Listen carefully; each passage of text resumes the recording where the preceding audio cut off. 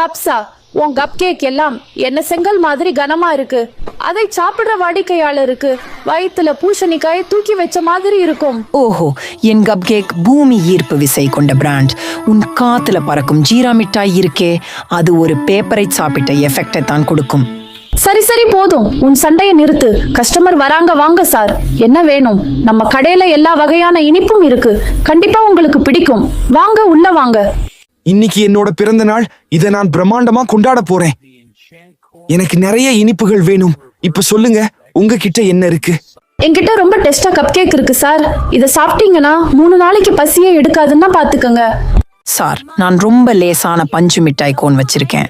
இத வாயில வச்சீங்கன்னா அப்படியே ஜில்லுன்னு இருக்கும். அதோட ரொம்ப டேஸ்டாவும் இருக்கும். என்கிட்ட ரொம்ப டேஸ்டா கப் கேக் இருக்கு சார். இதை சாப்பிட்டீங்கன்னா 3 நாளைக்கு பசியே எடுக்காதுன்னா பாத்துக்கங்க.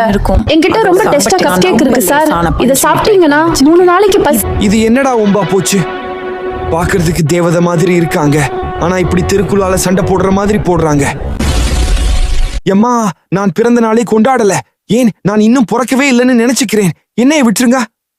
ஆள விடுங்கடா சாமி.